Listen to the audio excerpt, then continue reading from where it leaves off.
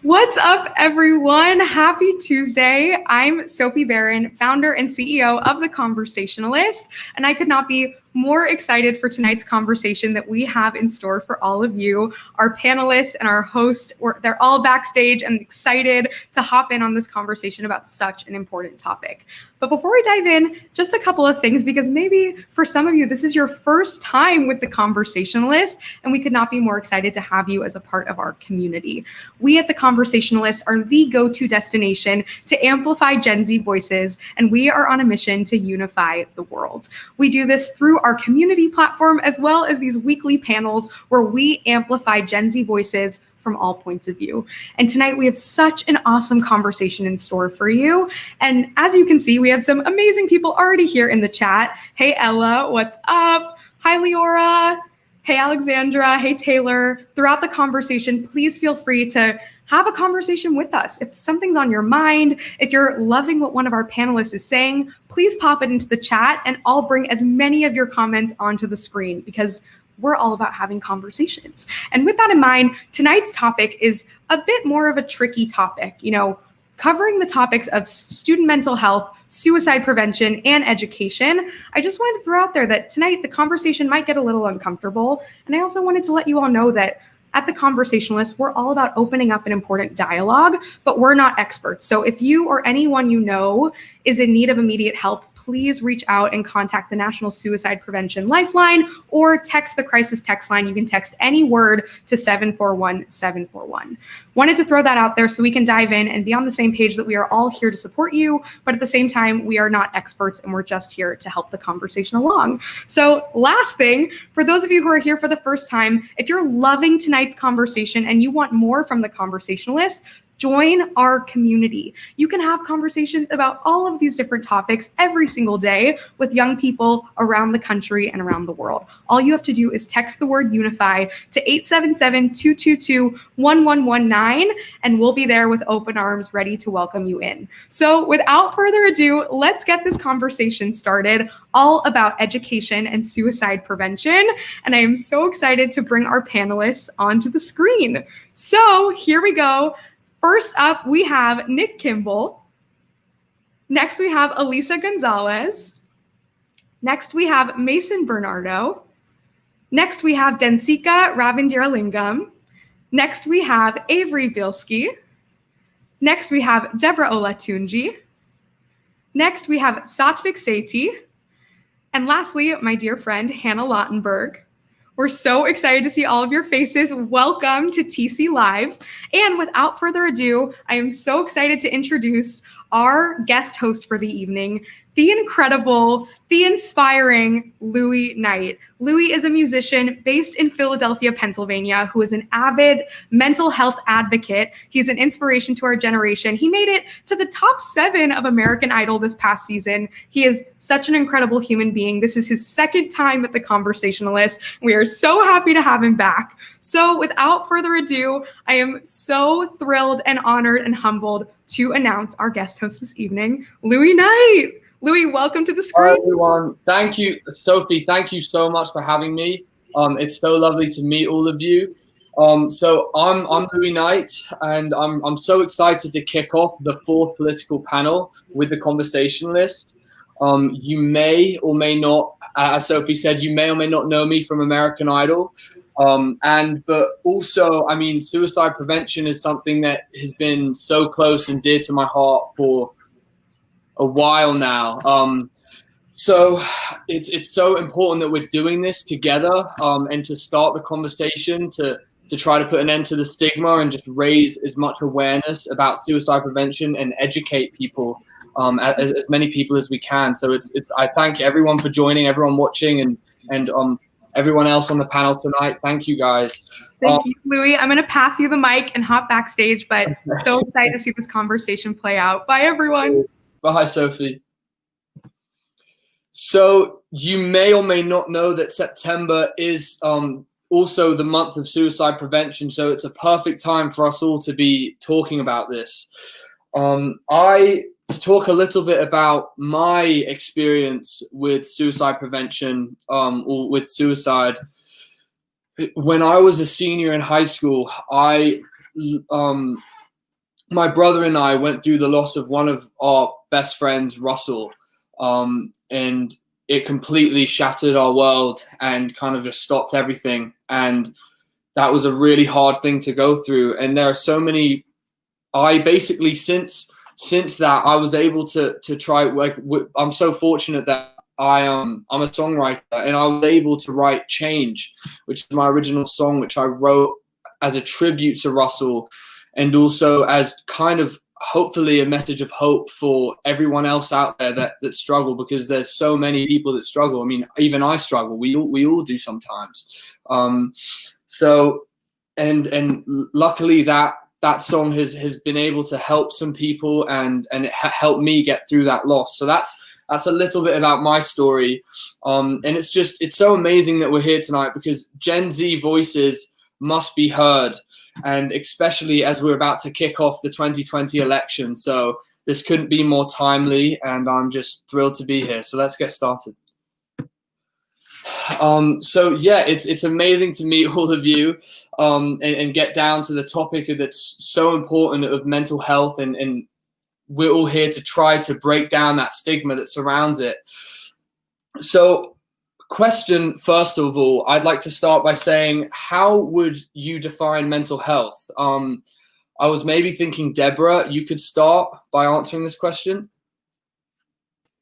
Yeah, thank you so much. And I'm so sorry for your loss. I think mental health is so much more than how you feel. It's also the community that you surround yourself by. And oftentimes in school, students don't have a community to really lean on and to get just general support from. And so I think in a wider sense, mental health is just how you navigate through the world and the community that you get to plug into to navigate through those different emotions and actions that you go through, especially as a teenager.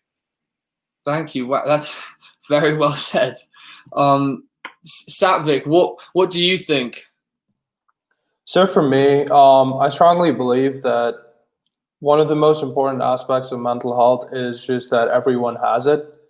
And, just like physical health, everyone has mental health. And I think we just need to normalize conversations like we do. If we have a headache or if we get injured, we're going to get help. We'll either have a medicine or see a doctor or something. We just need to do the same thing for mental health. Just bring those conversations to everyone around us, whether it's our friends, whether it's our family, and as Deborah said, our communities. And I think that really could drive change. Thank you so much. I mean, I couldn't agree more with that. So Hannah, I have a question for you. How much would you say that you prioritize your own mental health? I mean, I think I prioritize it pretty much over everything, because I think at the core, mental health is what, infiltrates our lives in every aspect of it. And if our mental health is not, where it needs to be, if we aren't secure in our mental health, it's very hard, to participate in academics, in different relationships, in sort of all other parts of your life. So I've really sort of led my life with that being number one. It's the forefront. I always focus on my mental health, and then from there, everything else that I'm passionate about comes after that. So I definitely think it's number one in my life. That's amazing. And I honestly, like, speaking recently, I've started learning how to do the same. And it's so important, because once you kind of start realizing things that you can do to help better your mental health, and just work out tools for yourself, like, that's something I've been doing lately that's been really helping me a lot. Next question. And so thanks for sharing, Hannah. Nick, I have a question for you. Do you ever check up on the mental health of your friends and family? I do. That's something I didn't always used to do, especially growing up. Didn't feel as if I gave value to others. But one of the simple things I think all of the panelists and the viewers know is a simple smile can go such a long way. You see someone in the hallway, you see someone on the street, and you give them a good look, and that's really all they need to give them enough energy going throughout the day. Absolutely. I couldn't agree more. That's something that I think I learned at the beginning of high school. And that's something I kind of try to do as well. Just a simple smile you never know how just a person walking down the street, what day they're having. And a simple smile can go such a long way. So thank you for sharing that. Deniska, what about you? Have you been able to start that difficult conversation with any of your friends or family? Yeah, for sure. I think, as you said, it's a difficult conversation, and especially during quarantine, it's been hard. But one thing I've noticed is that a lot of us have been starting to reflect on our identities, on what we're prioritizing and what we're not prioritizing, because I think the pandemic has definitely been a wake-up call for a lot of us. And personally, one way I tried to start conversation was actually I co-founded an organization called Mindscape, which is catered towards mental health. And through that, I was able to kind of start a base foundation for not just my friends, but like for people all over the world to actually talk about what they feel, what they want, what they think they need, and to for them to realize that they actually do have support. And I think that's the biggest thing. We all forget that we have support. And during quarantine, that definitely was highlighted for me, how I actually have friends who are willing to listen to me and who do care for me. And I think from that, I was able to realize what is important, and it's a work in progress for sure, but I was able to start, which I'm very proud of. That's fantastic, and I'm so glad that you've been able to. I think it's definitely, I mean, that's the first step and more, you know. So that really is amazing that you've been able to start that and kind of implicate more of that conversation within your friend group, which is, I mean, that's goes such a long way. Mason, what about you? Why do you think that there's such a stigma that surrounds mental health? It's hard to say, I think, exactly why there's a stigma.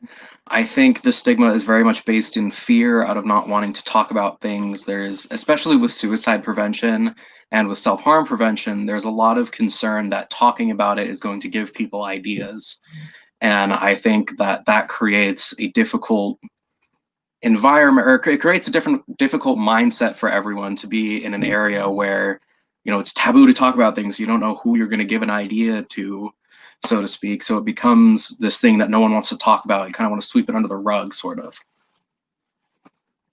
I think it really does. I mean, that you couldn't have put that better. I think it kind of does become a bit of a taboo thing to talk about. It's so easily swept under the rug, and too easily swept under the rug.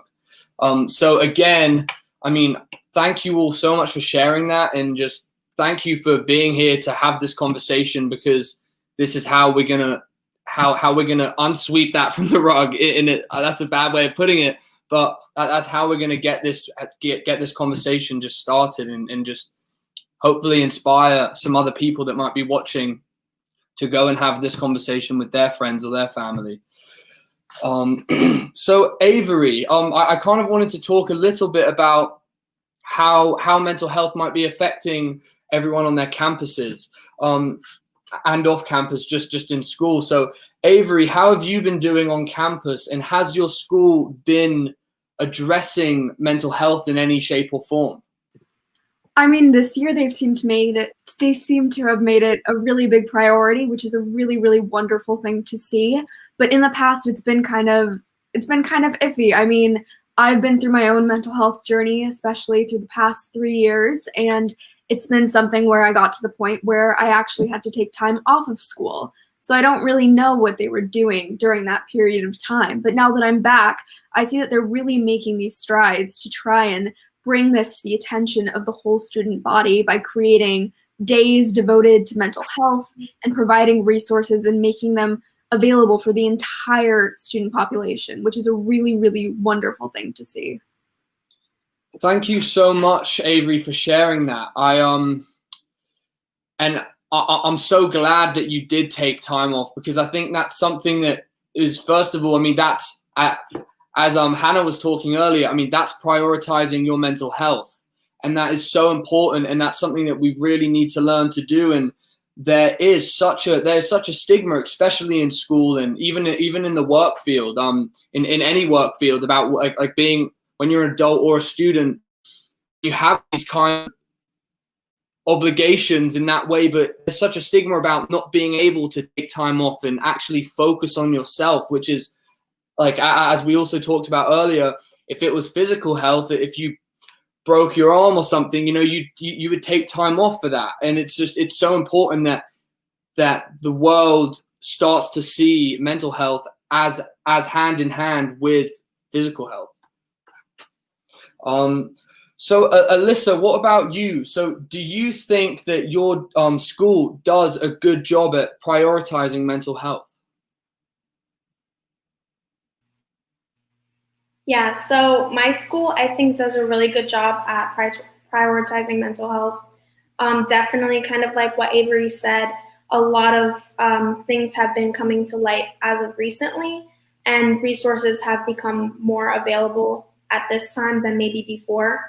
I even have some professors who promote mental health days, so we can let them know, like, hey, I need a mental health day, and we get like 1 or 2 per semester, and depending on the professor, even maybe more if we need it. And I think also another thing is they make us aware of all of the resources that are available at least at my university, and even virtually with coronavirus, they have virtual appointments that you can go to, things like that, and they have like a hotline we can call throughout the school, so it's specific to the student population. Wow, that sounds incredible. That sounds like they are really trying to get ahead and get involved as much as they can to help the student body, which is so great to hear. I'm not sure that I've heard of a school doing so amazing as that. So I'm really happy to hear that. So Hannah, what about you? Do you feel supported when it comes to your school with prioritizing your mental health? Yeah, I mean, I'm a senior now, so it's been 4 years, and I think it's been very student-driven, this like initiative to continue mental health resources on campus. My school just hired a chief wellness officer, actually, who's coordinating like a whole wellness initiative, but it really was like student motivated. Like, I think that the resources are there and that my university has the resources to provide, but I think it was really about students being able to break that stigma and to say, I need resources, I need help, I want to talk about this with others. And so I think one thing I actually wish that my university would do better is to just really like destigmatize these resources and like welcome people to use them and to have more people talk about their successes with using these different resources. So I mean, like, I've always been one to try to say, like, I actually used, the counseling and psychological services here at my school, and you can too, and it's actually very helpful. So I think it's really about, saying I'm using this and sharing it with others so that more students feel comfortable utilizing the resources that are provided. That's amazing, and thank you for sharing that. I really appreciate it. And yeah, I mean, a chief wellness officer, like, it's crazy that we don't have these things already, but it makes me feel optimistic that your student body was already kind of saying, look, we need something, and that just shows that, just like we are here, we're on the right track to creating a better society where mental health is something that's just not so stigmatized. So Deborah, what do you think schools or teachers could be doing differently or better to provide more support to the students?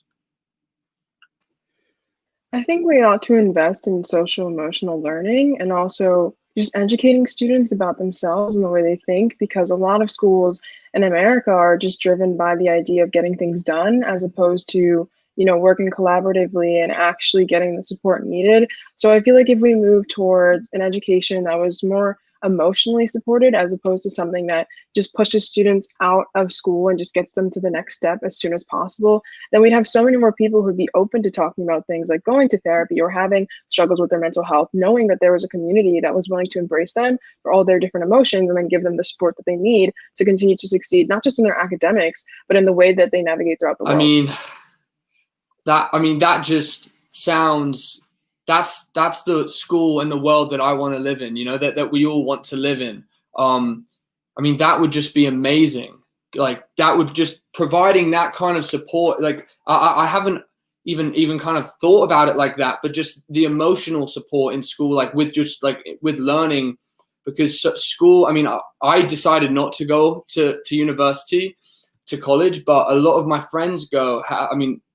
All of my friends went to university, and I see them kind of struggling so much in this environment that's just so, it's, as you said, Deborah, just kind of learn this, test, and move on. And there's no kind of stop and think, like, how can we grow these students emotionally, help them understand their thoughts and their feelings? Because I think, I mean, it's crucial. It really is just crucial to our development as humans, that we can understand and kind of learn how to deal with the things that come of adulthood and growing up and living in this world. So Satvik, what about you? Can you think of any other solutions? Yeah, sure. So just talking about kind of like the college school experience. So I actually graduated from college this year. But going all the way back to my freshman year, I've done a lot of research work with Mental Health America, specifically for collegiate mental health initiatives. And there's just so much disparity. Even, just looking at hearing from all your experiences, there's just so much disparity in terms of resources available for students. And I saw someone in the comments mentioning how they had to wait 4 weeks for a counselor.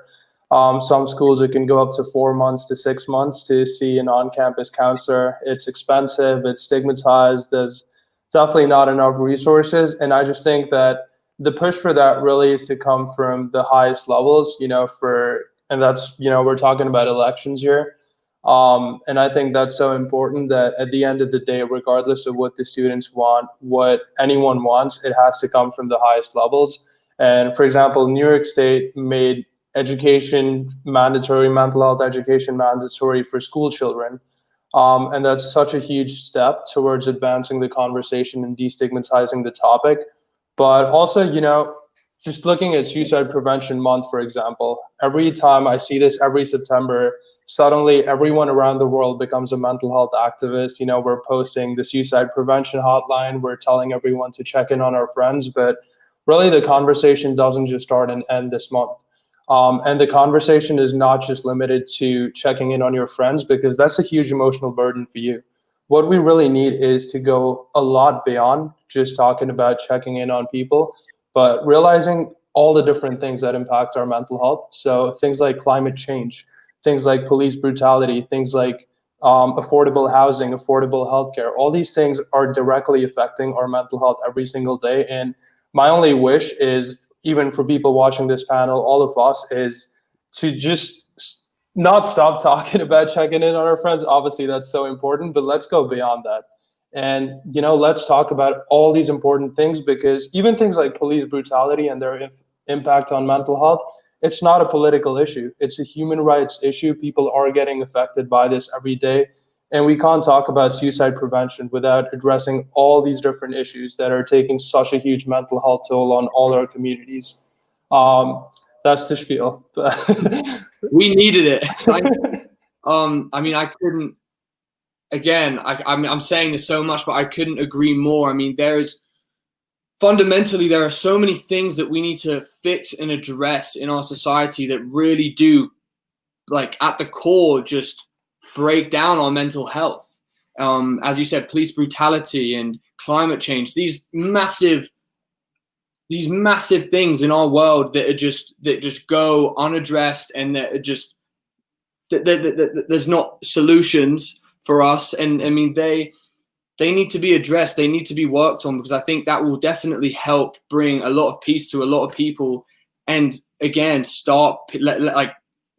just going to help people and help them understand our own mental health as well, and just help us deal with it. And I mean, as you said, more and more resources, how therapy is so unaffordable. And then even when you do, even if you can afford it, it is so stigmatized.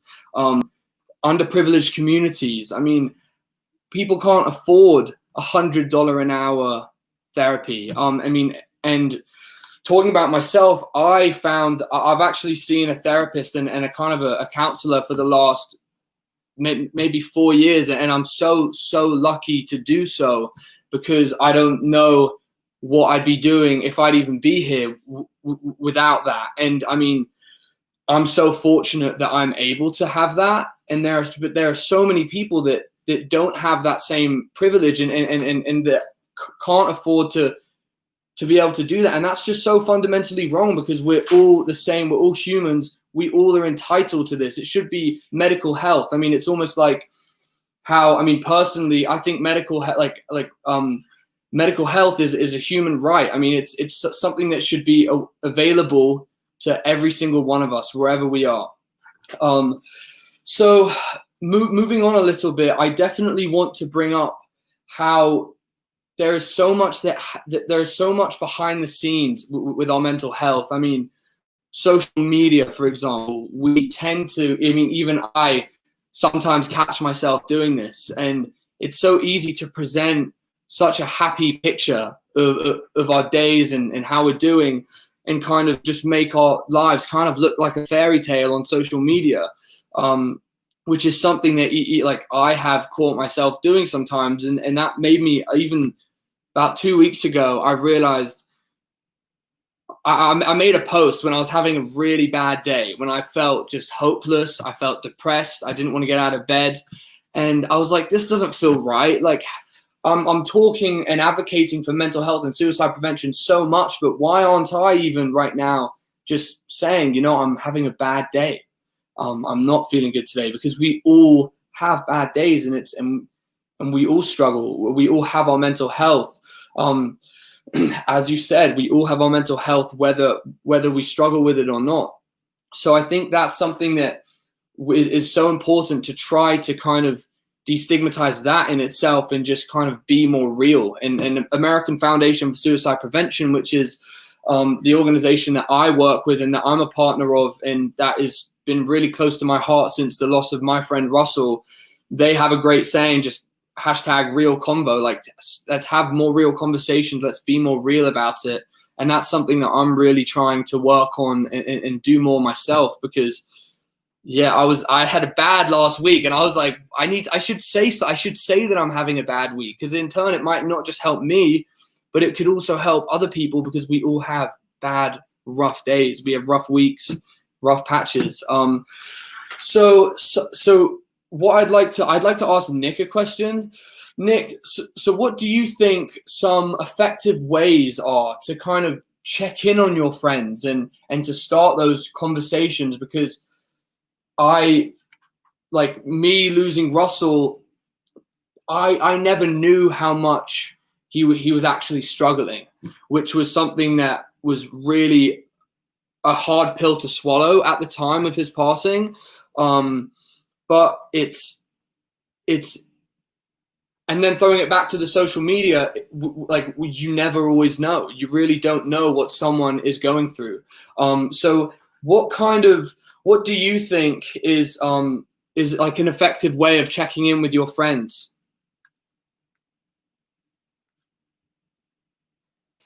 Sorry, it took me a second to unmute. But undoubtedly, vulnerability is our greatest strength. When it comes to talking to anyone, you know, the thing about having a conversation with one of your friends that may be going through a bad day, for example, or with yourself with the passing of your friend, it's not just that you're getting value with someone listening to you. That person that's also recepting it is also getting the value also. Because as human beings, we go through over 9,000 thoughts in a day. If all these thoughts are negative, or you feel as if you're alone, you're going to get worse and worse. So when it comes to trying to negotiate and talk to another individual, the key really is to show that you're open, show that you don't judge, show that, hey, how are you doing? Dude, what's up? I was having some bad thoughts the other day. Did you have the same? Or certain things in conversations like that open up dialogue. Because as people, in relation to social media, we have so many fences. Social media is a game of showing the best parts of your life. But as human beings, that's not how it is. We have bad days. There's days when it rains. There's days when the sun is out. That's the thing that makes these conversations a bit more valuable. And the thing is that it's not just for social media. You know, it's also for a conversation that no one else needs to know about except you and that other person. This shouldn't be for all the other people and the friends that want to get attention off of this. This is truly about the individual that you're speaking to. And that's the biggest goal when it comes to mental health, is the individual.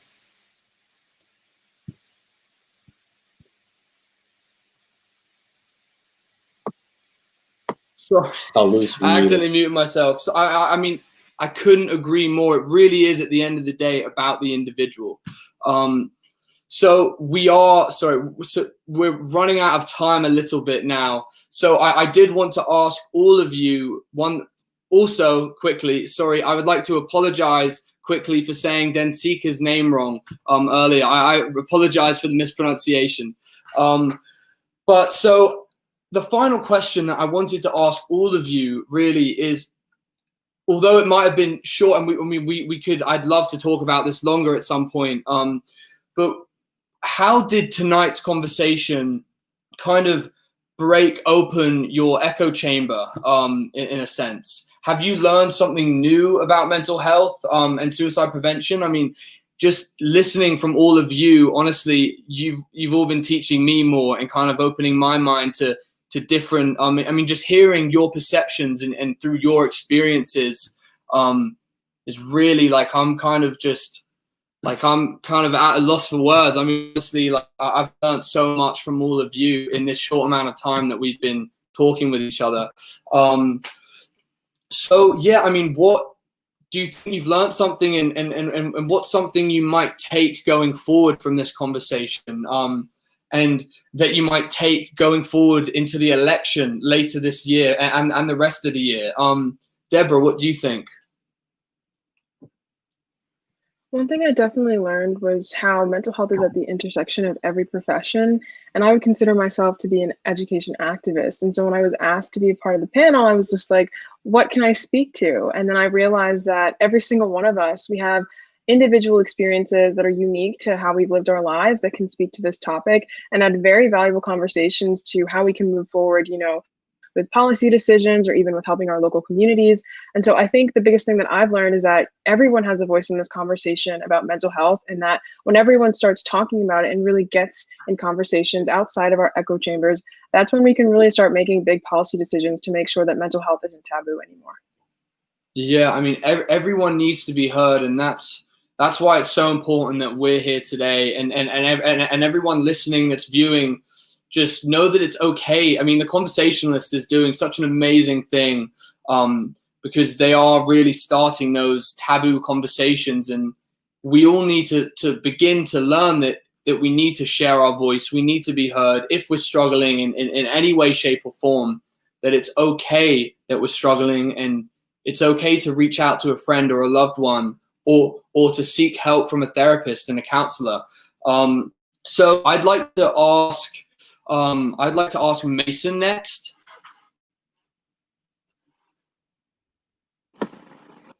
Sorry, my computer was acting a little bit weird.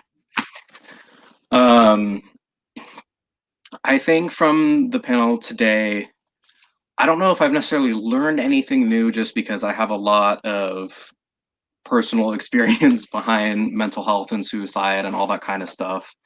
However, I've kind of gotten a new, fresh viewpoint on how I want to go about things in the future, if that makes sense. During the summer, I'm a camp counselor, and I try to teach my campers by example a lot of times. So a lot of times, like if I'm getting frustrated, I try to tell them, like, I'm frustrated and here's what I'm going to do about it. And I think that for kids, seeing an adult displaying something or showing, weakness, not weakness, but showing that they are struggling, or if there's something going on, helps those kids move forward. And I think that that is something that can be valuable for fellow adults, especially on social media, to say like, oh, my friend or this person's not doing well and they're talking about it. Maybe it's okay to talk to them about what's going on with me. Absolutely. And they're lucky to have you as a counselor, as a camp counselor, because I mean, that is just knowing that first of all, knowing that it's okay as you move forward in life to be able to share your concerns. And if you're upset, to say I'm upset, or if I'm angry, to say, just I want to let you know I'm annoyed. I'm annoyed at this. I think you're setting a wonderful example for them. So they're very lucky to have you. Avery, I'd like to ask you next. Yeah, I mean, I have learned so much from this panel. I mean, I already considered myself to be relatively well-versed in the topic beforehand, but there have been so many incredible points that have been brought up, especially merging the conversation of mental health and in the education system, what we can do. And it has just been so inspiring, and it makes me want to go now broach the subject with my school to see what we can be doing to better the community and really start this conversation, because like everyone's already said, it is such an important part of not only our health, but just our well-being overall. Thank you. I mean, I couldn't agree more, and I'm so happy that you're feeling inspired by this. I'm not sure about the rest of you, but I definitely am feeling so excited about this as well, and I'm excited to starting these other conversations with my friends and start getting involved in more ways now. Elisa, I'd lastly love to go to you. Hi, sorry, I was having trouble unmuting. So can you just repeat the question one more time? I want to make sure. Yeah, so my question was, after this panel today, and yeah, basically after this conversation today, have you learned anything new that you might want to take with you and going to this upcoming election and just the rest of the year? I mean, is there anything that you might want to start doing, or anything really that you've learned that's kind of been helping your outlook on mental health? Absolutely. So I gained a lot from this panel, just getting different viewpoints, getting different, I mean, everyone here looks so different, is coming from different backgrounds, and just has a different story. And I think it's so important to amplify everyone's stories, because that's how you learn. I believe in learning through experiences and also learning through others. And I think sometimes the problem is that people don't want to have these difficult conversations. And that's what gets the things pushed under the rug, like we had mentioned before. And just sitting here, listening to everyone and hearing their different viewpoints, I mean, between policies and how they talk to their friends, and the social media thing is huge for me, because I'm a huge advocate in being open, transparent, and honest on social media, because I see that impacts people in a different way than just posting the good stuff. And it was just interesting to hear everybody's viewpoints on that, and being able to bring that with me as I continue my journey as a mental health advocate. I'm so glad that you did kind of feel that, and because I mean, I felt that too today. I mean, I want to talk to you guys again. I want to talk to all of you again. Honestly, like I would love to just to talk more about everything. Because I mean, to kind of wrap up now, because we're getting close on time.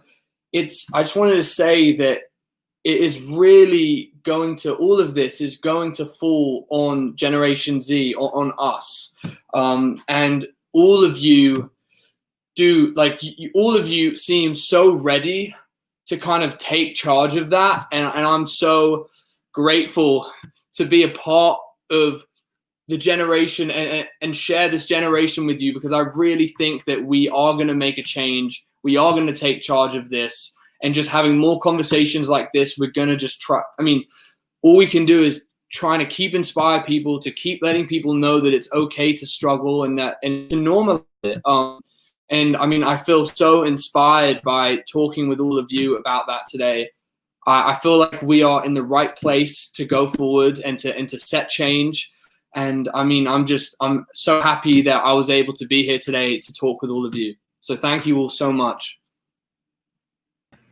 Wow. Louis, thank you so much for this conversation. I don't know how everyone else is feeling, but I'm taking so much away, so emotional, and it's so tricky, right? That flew by so fast. There's so much more to talk about. So I hope that the conversation does not end here. As I mentioned, for everyone who's tuning in, especially for everyone on screen, let's go continue this conversation on Geneva, in our community, for the talk back, the after party with all of you, where we can dive deeper, talk more about suicide prevention, education, everything mental health. We are here to continue that convo. But for now, we're going to say goodbye to our panelists so we can ask Louis a couple of questions. But thank you so much again to everyone here: Nick, Elisa, Mason, Densika, Deborah, Satvik, Hannah, and Avery. Thank you all so much. Thank you all so much. It was so lovely to meet you all and to be able to chat with you. Hopefully we can do this again. Yes. Bye, everyone.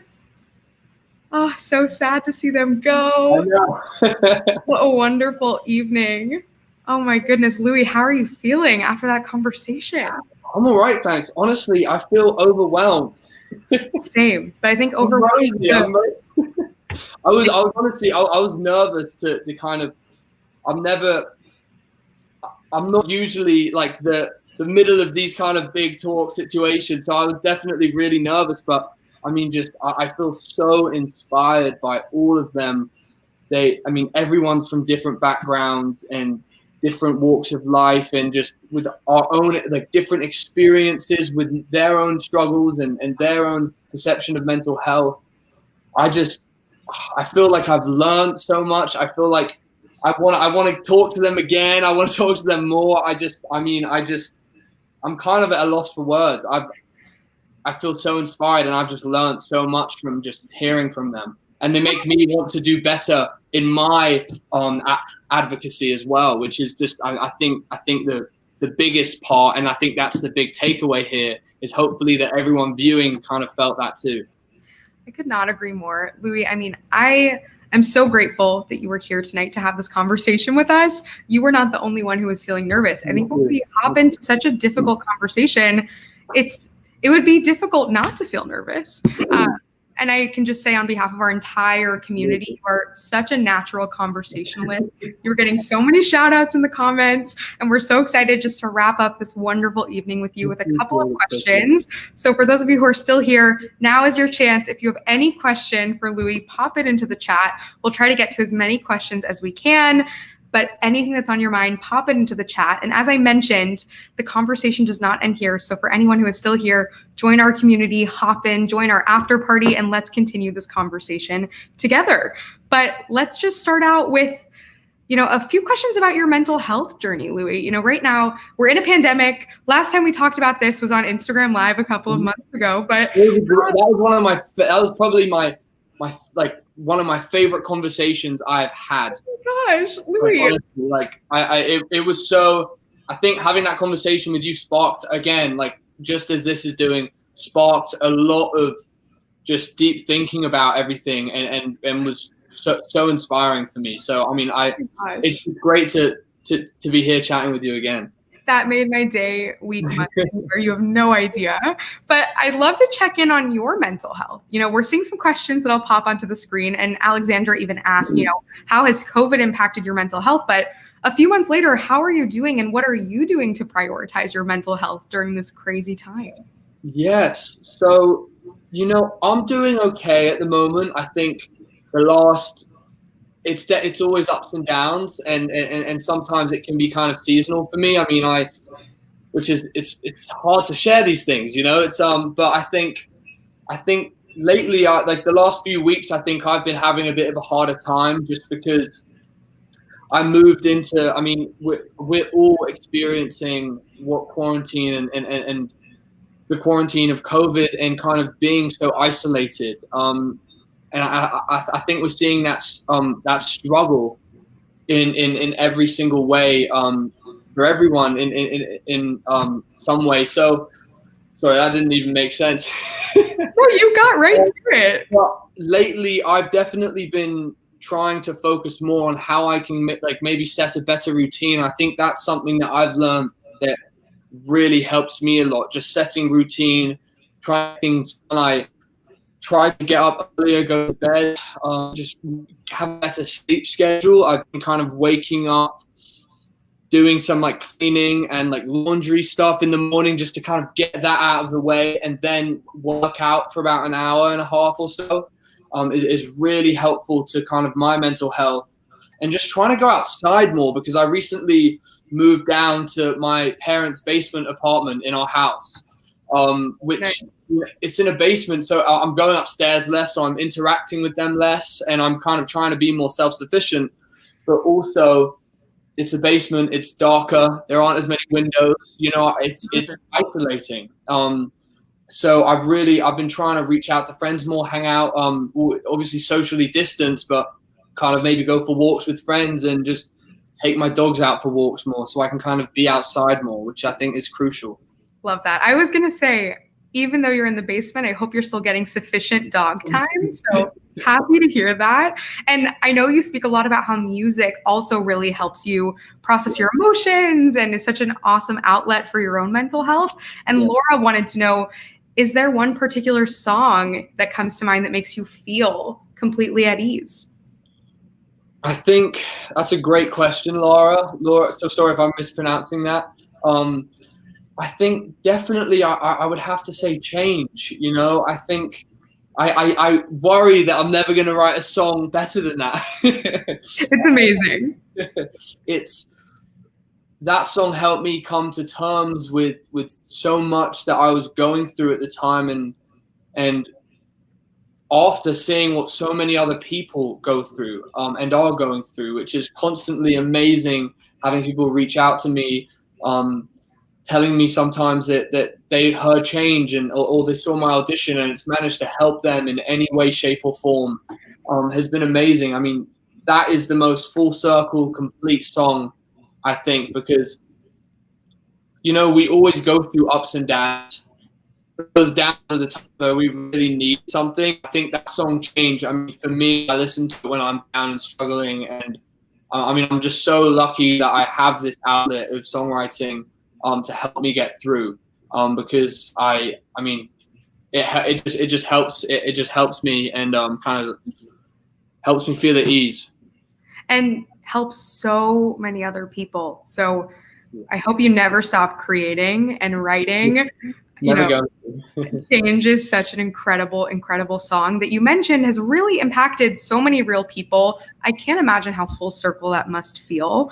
And I'd love to also maybe go back to where you were a year ago, on your Idol journey. Obviously, Idol has, changed so many other people's lives through your music. But Dasanka, throughout this question, how has American Idol changed your life? Hey, Dasanka, that's a great question. How is American? Wow, in every way, shape, or form. I was at first. Auditioning for American Idol was never in my plan, and some people may know this, and some people may not. Idol, it was never my plan of mine. I was kind of set on just focusing on being a singer-songwriter. I put a band together. I was starting to try to play gigs up and down the East Coast, around the Philadelphia area. And then I got reached out to asking me to audition for Idol. And it's changed my life drastically. Going through kind of, first of all, just the knowledge of the music industry, vocally, just kind of growing in every sense, professionally, just kind of learning more about the industry. It was sort of like a boot camp of knowledge to take forward into the career that I'm now pursuing. And I also think just personally, the highs and the lows of it was I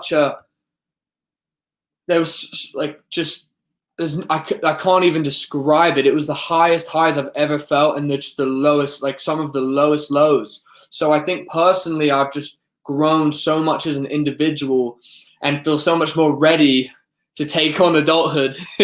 So, I'm so grateful, and I have a platform to be able to pursue this career and incredible followers that are just honestly fill my heart with joy every single day. I don't know how they are so supportive of me, and I'm so grateful for this entire year. It's completely changed my life. So it's amazing.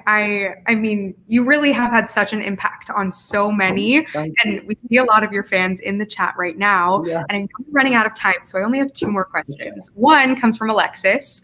How excited are you to release more new music soon? But maybe we should take that a step backwards. Are you releasing new music, and what can you share with us about anything in the works? Definitely. Hey, Alexis. Alexis is amazing. So I am really, really incredibly excited to release more music soon. I am releasing a song soon. I'm going to be announcing the song soon and the date and kind of everything about the song very soon. But it's coming soon. That is great news. We'll take it. Coming soon is all we need now that there's more Louis Knight music in the works. So that's exciting. And last question for this evening, we've talked about so many topics from education to suicide prevention to mental health to COVID. Is there anything else on your mind tonight as we think about our generation, Generation Z, and heading into such a pivotal moment in our world? Is there anything else that's on your mind or any advice you have for any young person out there who really wants to start more conversations and go out and make a difference?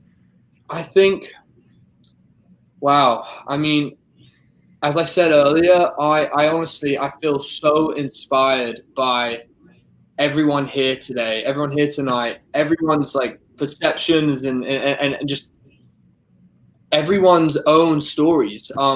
And their feelings on mental health awareness. And I think it's in suicide prevention. And I think it's so inspiring to know that this is Generation Z. We are all here and, we really can make a change. Like it's, as we saw tonight, like we just need to keep spreading, like the message, keep spreading awareness and hope. I think tonight is just, I feel hopeful. Especially as you said, we're going to such a pivotal year to come where hope's what we need. I mean, this COVID we've seen so much struggle, personal struggle for everyone in different ways, in so many ways. I mean, if you turn on the news, I mean, you can see it, and it's just, I mean, it's like, this is just so good. Like it just makes me feel so good and hopeful knowing that we can make the change and just, we need to keep doing exactly what we're doing. I mean, we're so lucky to have all of you at the Conversationalist. Sophie, you're amazing, because you guys are really kind of at the forefront of this change, which is just incredible. And I'm so happy to kind of be a part of it in any way, shape or form. And I just think with more conversations like this, more of us speaking out, whether it be on social media or reaching out to our friends and family, just letting people know that it's okay. Like it's okay that we struggle. We all struggle, and mental health and physical health need to go hand in hand, and we need to normalize that. We just need to normalize that, and that's what we're doing here tonight, and that's what we're going to continue doing, and we're not going to stop. So I mean, I'm really happy to be a part of this. Long story short. Thank you for those kind words. I feel the same way about you. Anne just wrote something in the chat that I think embodies how I'm feeling. I really feel like meeting you and having you be a part of the Conversationalist was such a highlight for me in 2020. And I don't know if you meant the pun intentionally, but I think the slogan for our generation should really be, it's time for change, and really channel the message of your song into everything that's to come. But Louis, thank you so much. Tonight was so impactful. You are truly an inspiration. You are doing so much good in the world. If there could only be 1,000 Louis Knights to really make a difference, our world would be a better place. Thank you. That really means a lot. Thank you so much. Of course. And any last words about where we can stay in touch? Where can we follow you on social media to continue the conversation? Absolutely. I'm going to continue this conversation always. It's pretty much daily. I'm trying to kind of continue this conversation on my social media. My main use of social media is Instagram, which you can follow at Louis Knight. Oh, you're way ahead of me, Sophie. Louis Knight Music. And I'm saying a lot, but I mean, that's kind of where I'm going to continue my journey through life, my journey through music, and my journey through mental health, my own, and trying to advocate for others. So, thank you all for supporting.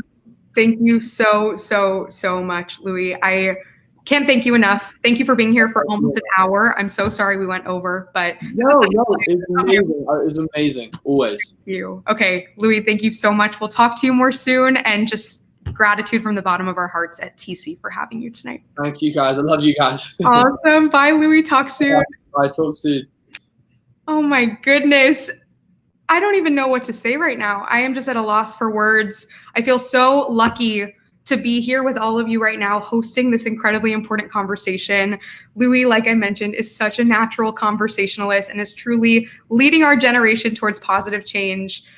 We are so grateful to have had him and all of our 8 panelists tonight. Everyone, thank you so much. In 2 minutes, we're going to keep the conversation going. So all you have to do is join our community right here, right now. Come to the after party. Come talk to other young people around the country about mental health, about the education system, and any other topic under the sun that matters to you. We have so many exciting things launching this week at The Conversationalist. So stay in touch with us. Follow us on social media at The Conversationalist. And we'll be back here next Tuesday for another awesome conversation with a guest host that we'll be announcing on social media tomorrow. So thank you so much, everyone, for being here. You know, I see some awesome faces still in the chat. Isaac, Danny, Laura, Anne. Wow. Thank you all so much for tonight. To our panelists, to Louis, we'll see you next week. I'm Sophie Barron, and thank you for being a part of our mission to unify the world. Bye, everyone. Talk soon, and we'll see you in our community.